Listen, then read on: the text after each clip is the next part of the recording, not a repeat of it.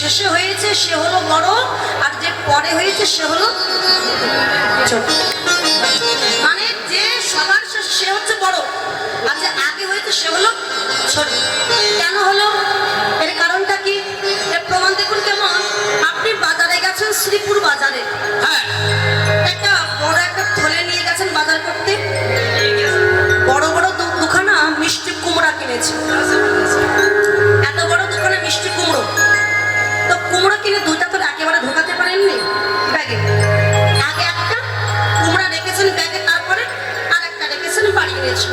আচ্ছা এনে আপনি এবার কেটে রান্না করতে যাবেন, তা যে কুমড়োটা আপনি ব্যাগে আগে ঢুকিয়েছিলেন ওই কুমড়োকে আগে বের করতে পারবেন?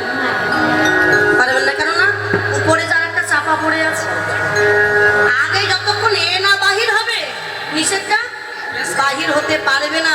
তাই মাতৃগর্ভে সবার আগে যার জন্ম হয় সে তো নিচে চাপা পড়ে যায়, আর পরে যার জন্ম হয় সে উপরে থাকে। এই জন্য যে আগে হবে সে ছোট, যে পরে হবে সে হলো বড়। তা রাধা বদন দেখে, ওই সুবলের বদন দেখে রাধা বদনের কথা মনে পড়ে গেছে।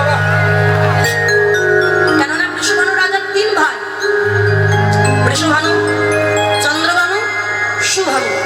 বৃষভানু রাজার কন্যা রাধারানী, চন্দ্রভানু রাজার কন্যা চন্দ্রাবলী, আর সুভানু রাজার পুত্র সুবল। দেখতে একই রকম, শুধু পার্থক্য একজন নারী একজন পুরুষ। তা সুবলের বদন দেখে রাধা বদনের কথা মনে পড়ে যে ভগবান সখাগণকে দিয়েছে দাদা বলরামের কাছে, কেননা সবার বড় বলরাম। আর ধনবৎসবাণীকে সখাগণের কাছে দিয়ে যায়, সখা দেখিস আমি একটু আসছি। সুবলের হাতখানা ধরেছি, সুবলোক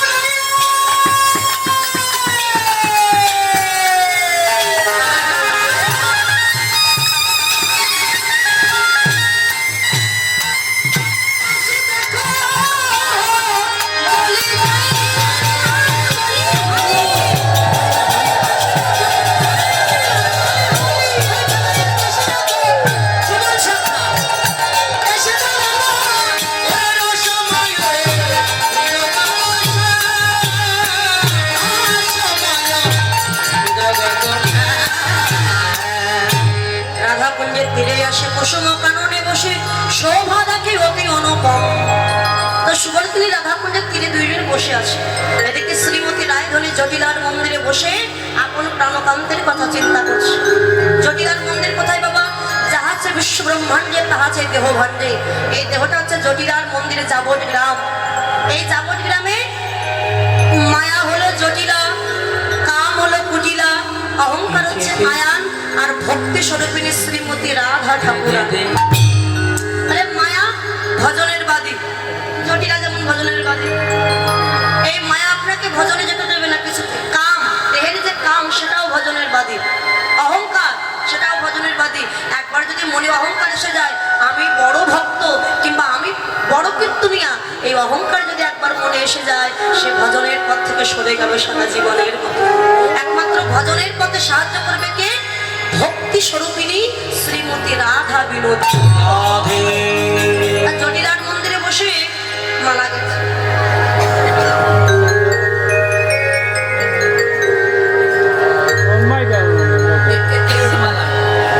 আচ্ছা মা, আমরা তো মালা গাঁথি না, কিন্তু রাধারানী মালা গাছে কেমন করে দেখি?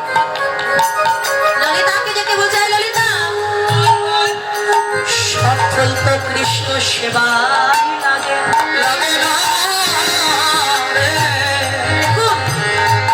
ভুল হলে কি সব কৃষ্ণ সেবায় লাগে? লাগে। ঠিক তেমনি মানুষ হলেই সবাই কৃষ্ণ ভক্ত হতে পারে না, অসম্ভব। কোন ফুল বৃক্ষ থেকে ঝরে পড়ে ধুলায় গড়াগড়ি যায়, কোন ফুল কুড়ি থাকতে ঝরে যায়, আবার কোন ফুল দেখবে ওই মালা হয়ে মৃত মানুষের গলায় শ্মশানে পুড়ে ছাই হয়ে যায়। আবার কত ফুল আবার গোবিন্দের চরণ প্রাপ্ত হয়। তাই মানব কুলে জন্ম নিয়ে কেউ কৃষ্ণ ভক্ত হচ্ছে, কেউ বড় বড় চাকরি করছে, আবার কেউ বা অভক্ত হয়েছে। তাই মানুষ কুলে জন্ম নিলে সবাই তো ভক্ত হতে পারবে না। এটা কলিযুগ। পশু ব্যক্তি মানব জাতি করছে রে পালন, অজ্ঞানতার অহংকারে পরিপূর্ণ মন।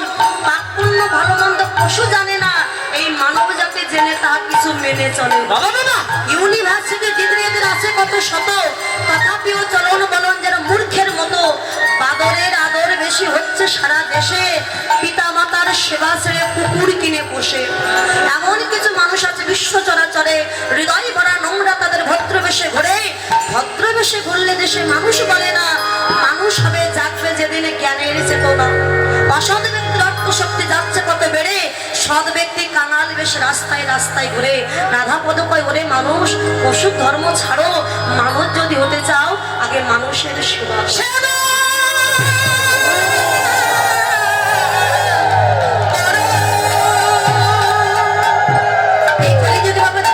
মহাজন লিখলেন, জগতের সতের শত্রু বেশি, যারা ভালো তাদের অনেক শত্রু, অসতের মিত্র বেশি, অসতের অনেক বন্ধু।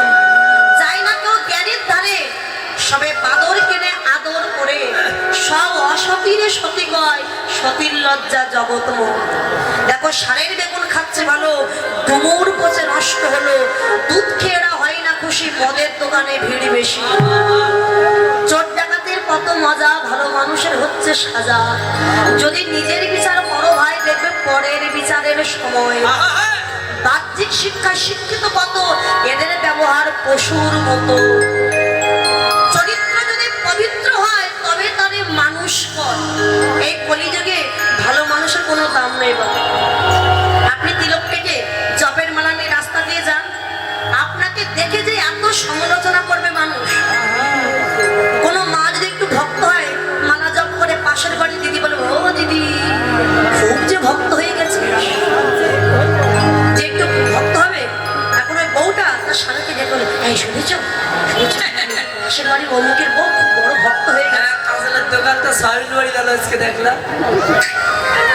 আপনি নাস্তিক হয়ে যান, কৃষ্ণ ভজন করবেন না, আপনাকে তাকে কোনো সমালোচনা করবে না। কিন্তু যে একটু কৃষ্ণ নাম করবেন, আপনি যদি ভক্ত হয়ে কাউকে বলেন দাদা জয় নিতাই, আপনাকে উত্তর দেওয়ার পরিবর্তে কি বলবে জানেন, খুব যে বড় ভক্ত হয়ে গেছে। কারণ বাড়ি যদি কোনো বৈষ্ণব কি বলে, মা জয় রাধে, মা কি বলে, বাবা আমার বাড়ি বাদে, অন্য বাড়ি যাও, আমার বাড়ি হবে। দেখুন মা, বাড়িতে অনেক ভিখারি বৈষ্ণব আসে, তাই না? আমি দিতে পারবো না, আমার সামর্থ্য নেই, আমি দিতে পারবো না। বেশ, আমি ভালোমুখী বলে, বাবা আমার দেওয়ার ক্ষমতা নেই, আমার ক্ষমা করে দাও। তাই বলে খারাপ আচরণ করা যাবে না, আমি দিতে পারবো না, কেন এসেছো আমার বাড়িতে, এমন আচরণ করা যাবে না। দেখুন এক শেঠজি ছিলেন, তো শেঠজি ধার্মিক ব্যক্তি, শেঠজির অনেক ধন সম্পত্তি। তা শেঠজি প্রত্যেকদিন রাত্রেবেলা ওই ধ্যান যোগে ভগবানের সাথে কথা বলতো। তা বলছে, প্রভু শুধু তো কথা বলি ধ্যান যোগে, কোনোদিন কি তোমার দেখা পাবো না? তা ভগবান বলছে, বেশ এত করে যখন বলছিস, আগামীকালকে আমি তোর বাড়িতে যাব। আচ্ছা বলুন তো বাবা, যদি কেউ শোনে আজকে আমার বাড়ি ভগবান আসবে, তার কি অবস্থা হবে? সে ভোরে উঠে একেবারে ঘর বাড়ি পরিষ্কার পরিচ্ছন্ন করে তার ডেকে বলছে, "এই, যা সুন্দর করে উঠানটা গোবর জল দিয়ে পরিষ্কার করে দে, আবার কলা গাছ টানিয়ে দে, ভগবান আসবে, পরিষ্কার জায়গায় ভগবানকে বসতে দিতে হবে, মিষ্টি মিষ্টান্ন সাজিয়েছে।" বসে আছে শেঠজি। সারাদিন কেটে গেল আর এলো না। যেই না সন্ধ্যা হবে তার একটু আগে একজন ব্যক্তি এসেছে, গলা পচা কুষ্ঠ ব্যাধি, গায়ে দুর্গন্ধ বাহির হচ্ছে, কাঁপতে এসে বলে, "ও শেঠজি, শেঠজি, আমি সারাদিন আজকে কিছু খাইনি, আমাকে কিছু খেতে দেবে?" শেঠজি বলে, "তোকে খাওয়ানোর জন্য কি আমি বসে আছি? আমি যার অপেক্ষায় আছি সে তো আসছে না, আর তোর খাওয়ার আর জায়গা পেলি না আমার বাড়ি? এই কি আছিস, ওর গলা ধাক্কা দিয়ে বাহির করে দে।" তখন সে গলা পচা কুষ্ঠ ব্যাধি ব্যক্তি বলে, "দেখো, আমি চলে গেলে কিন্তু আর আমায় ডাকলেও পাবে। আরে যা না বাবা, তুই যা।" তাড়িয়ে দিয়েছি। রাত্রেবেলা শেঠজি ভগবানকে ডেকে বলে, "প্রভু, গোপীদের সাথে যেমন ছলনা করতে, আজকে আমার সঙ্গে ছলনা করলে?" বলে, "কেন? না, আমার বাড়িতে আসতে চাইলে সারাদিন আমি অপেক্ষা করলাম, তুমি তো এলে না।" ভগবান বলেন, "আমি তো গিয়েছিলাম, তুই তো আমায় তাড়িয়ে দিয়েছিস। এসেছিলি কখন?" বলে, "কেন? ওই গলা পচা কুষ্ঠ ব্যাধি নিয়ে যে ব্যক্তি গিয়েছিল না, ও আর কেউ নয়, ও স্বয়ং আমি।" "ও তুমি? দেখো প্রভু, আমি না তোমায় চিনতে পারিনি, তা আমাকে কি আর একটা সুযোগ দেওয়া যায় না? আর একবার একটু সুযোগ দাও। ঠিক আছে, আমি আগামীকালকে আবারও তোর বাড়ি যাবো।" এখন পরদিন আবারও সব গুছিয়ে রেখেছে, আর তার বাড়িতে যে সমস্ত কর্মচারী ছিলেন, "এই, মোবাইল রাখ, তাড়াতাড়ি রাস্তায় গ্রামে সব দেখে আয়, যেখানে গলা পচা কুষ্ঠ ব্যাধি পাবি, যে ব্যক্তি পাবি ধরে আনবি, ওটাই হচ্ছে ভগবান।" এখন গলা পচা কুষ্ঠ আক্রান্ত ব্যক্তি সারাদিন ঘুরেছে, প্রহরীগণ একজনও পেল না কর্মচারী। আবারও সন্ধ্যার আগে 7 থেকে 8 বছরের একটা ছেলে কাঁধে করে এক বস্তা বই এনে বলছে, "ও শেঠজি, একটু ধরে দাও না, খুব ভারী, নামাতে পারছি না, একটু ধরে নামিয়ে দাও।" শেঠজি বলে, "আমি খুঁজছি কোথায় সে গলা পচা কুষ্ঠ রোগী ব্যক্তি, আর তুই কিনা আমার কাছে এসেছিস বস্তা নামিয়ে নিতে? এই, তোর বস্তা নামানোর জন্য আমি বসে আছি, যা বেরিয়ে যা।" বলছে, "দেখো, আমি চলে যাচ্ছি কিন্তু।" আরে যা না, তুই চলে যা। চলে গেছে। রাত্রেবেলা শেঠজি আবার ভগবানকে ডেকে বলে, "প্রভু, কই আজকে তো এলে না, কোথাও তো গলা পচা কুষ্ঠ রোগী ব্যক্তি একজনও পাইনি।" ভগবান বলে, "গিয়েছিলাম, তুই তো আমায় তাড়িয়ে দিয়েছিস। কি রূপে এসেছিলে?"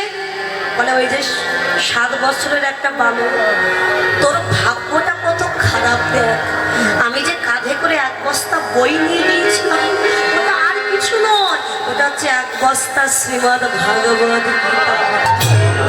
আমি নিয়ে গিয়েছিলাম তোকে দেব, কিন্তু তুই আমায় তাড়িয়ে দিয়েছিস।" শেঠজি তখন বলে, "প্রভু, আমি ভেবেছিলাম তুমি আসবে, মাথায় চূড়া থাকবে, রাজ আভরণ পরিধান থাকবে, হাতে বাঁশি থাকবে, তাই ভিখারির মতো কেন এলে তুমি?" ভগবান বললেন, "ওরে, যখন একটা আসামি, পাকা আসামি, যাকে সহজে পুলিশ ধরতে পারে না, সেই আসামিকে ধরতে পুলিশ যেমন পুলিশের পোশাক ছেড়ে সাধারণ পোশাকে সাধারণ মানুষের মধ্যে ঘুরে বেড়ায়, তবেই তো পাকা আসামি ধরতে পারে। আর আমি ভগবান যখন পাকা ভক্ত পরীক্ষা করতে যাই, আমার মাথায় মুকুট থাকে না, রাজ আবরণ থাকে না, আমি তো সাধারণ ভিখারির বেশে যাই আমার ভক্তকে পরীক্ষা করতে।"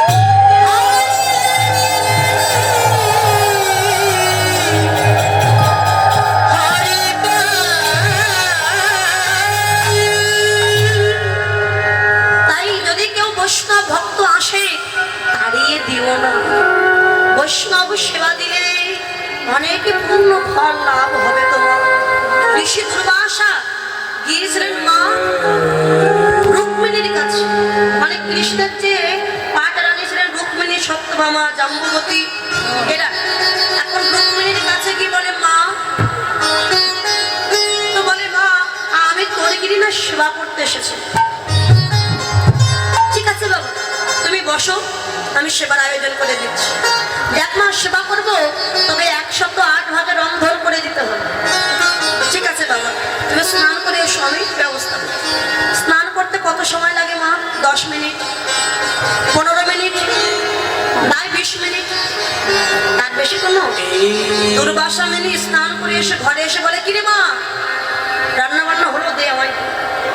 বাবা সবাই মাত্র বসিয়েছি বাবা, একটু তো টাইম দিতে হবে। 108 ভাগ তুই দিবি না, আমি চলে যাব। তবে একটু দাঁড়াও, একটু দাঁড়াও, একটু দাঁড়াও করতে করতে কোন রকমের রন্ধন করে 107 ভাগে দিয়েছে। বাকি রয়েছে 1 ভাগ, সেটা হচ্ছে পরমান্ন মানে মিষ্টান্ন। তার সেবা করার পরিবর্তে দুর্বাসা মুনি আগে গুনে দেখছে কয় ভাগে দিয়েছে। দেখছে 107 ভাগ। কিরে মা 107 ভাগে আর 1 ভাগে কই? আর 1 ভাগে না হলে তো সেবা করবো।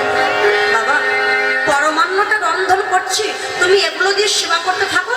আর পরমান্ন তো সবার শেষেই সেবা করে মানুষ, তোমার সবার শেষে পরমান্ন দিচ্ছি, এগুলো দিয়ে সেবা করো। দুর্বাসা মুনি বলে, আমি এগুলো কিচ্ছু সেবা করবো না, আগে আমি পরমান্ন সেবা করবো। এটাই হলো পরীক্ষা। বাবা দিচ্ছি বাবা।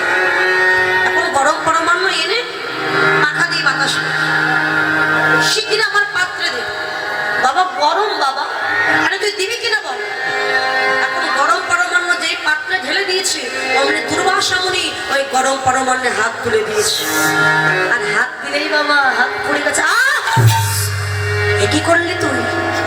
গরম পরমান্নে আমার হাত জ্বালিয়ে দিলি, আমি তোকে এখনই অভিশাপ দেবো। বাবা 10 টাকার বাবা। রুক্মিণী গলায় কাপড় দিয়েছে, কৃষ্ণ ছুটে এসেছে, কোনো অপরাধ নিজেই নিতে হবে। কৃষ্ণ বলে, মুনিবর কৃপা করে অভিশাপ দেবেন না, আমাদের ক্ষমা করে দিন, অপরাধ করেছি। দেখো কৃষ্ণ, তোমার এই মিষ্টি মিষ্টি কথায় আমার হাতের জ্বালা কিন্তু কমবে না। বলুন আমি কি করলে আপনার কষ্ট থেকে আপনি মুক্তি পাবেন?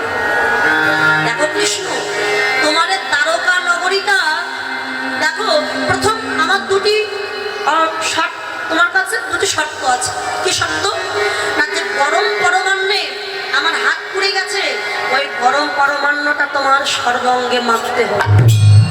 যদি মাখতে পারো তবে আমার হাতের জ্বালা করবে। ঠিক আছে বলি, আমি এখনই করছি। গরম পরমান্ন নিয়ে যেই না অঙ্গে দিয়েছি ভগবান, গরম তো বাবা দেওয়ার সাথে সাথে পুড়ে গেছে, ফসকা উঠে গেছে, সারা অঙ্গে মেখেছে, নয়ন থেকে জল পড়ছে, কিন্তু কিছু বলতে পারছি একেবারে সারা অঙ্গে মেখেছে। মুনিবর দেখুন দেখুন তো মুনিবর, এবার আপনার হাতের জ্বালা কিছু কমেছে কি? দেখো কৃষ্ণ, আমার হাতের জ্বালা কিন্তু এখনো কমেনি। আমার আর একটা শর্ত, তোমার দ্বারকা নগরীটা আমি ঘুরে দেখতে চাই। ঠিক আছে, আমি রথের ব্যবস্থা করে দিচ্ছি। রথ তো থাকবে, রথে ঘোড়া থাকবে। ঘোড়া যদি না থাকে রথ চলবে কি করে? মানে ঘোড়ার জায়গায় তুমি এবং তোমার পত্নী রুক্মিণী দুইজনে যদি ওই রথখানা কাঁধে নিয়ে টেনে নিয়ে যেতে পারো, তবে আমি তোমার রাজ্যটা ঘুরব। ঠিক আছে, তাই হবে। কাঁধে নিয়ে যখন রথ টেনে নিয়ে যাচ্ছি, কৈলাসে ভোলা মহেশ্বর ওই দৃশ্য দেখে আসতে থাকতে পারবে। কেননা ভোলা না, তিনি তো ভগবানের ভক্ত, তিনি পরম বৈষ্ণব। আর সইতে পারল না কৈলাস থেকে এসে একেবারে ছুটে এসে ভগবান শ্রীকৃষ্ণের চরণে আছাড় খেয়ে পড়েছে। যে চরণ পাওয়ার লাগি আমি ছাই ভস্ম অঙ্গে মেখে দিবানিশি শ্মশানে বসে হা কৃষ্ণ বলে আমি কাঁদি।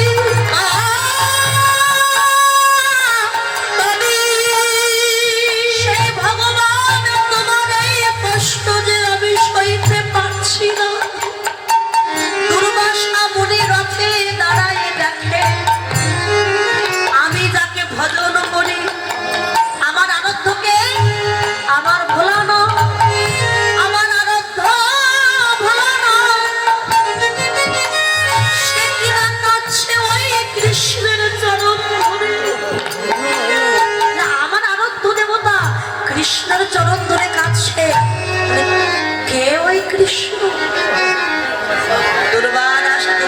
দিশি ধ্যান যোগে দেখতে পেলে বৈকুণ্ঠে আসনটা খালি পড়ে আছে।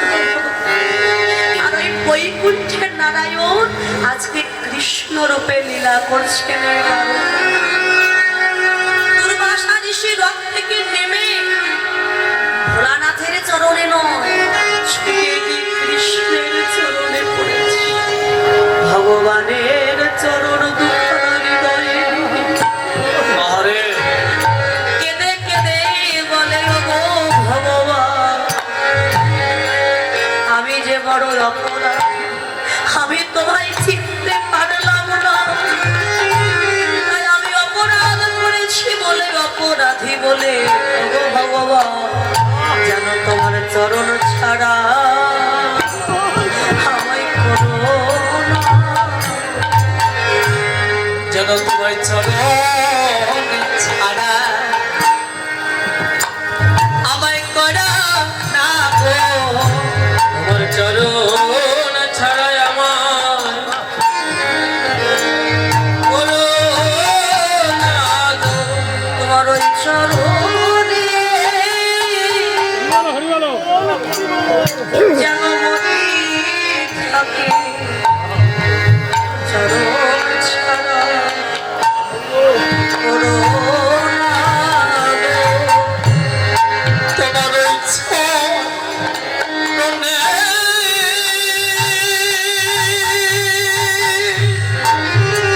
নাই গৌর হরি গৌর হরি গৌর।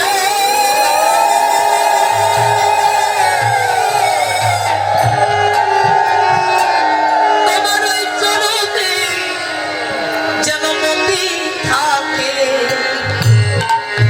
যেন চরণ ছাড়া আমায় করা না গো। সেদিন আমার প্রাণ পাখি উড়ে যাবে, ওই ভব নদীর পারে গিয়ে আমি দাঁড়াইব। সেদিন কৃপা করে তোমার চরণ তলিতে করে তুমি আমায় ভব নদী পার করে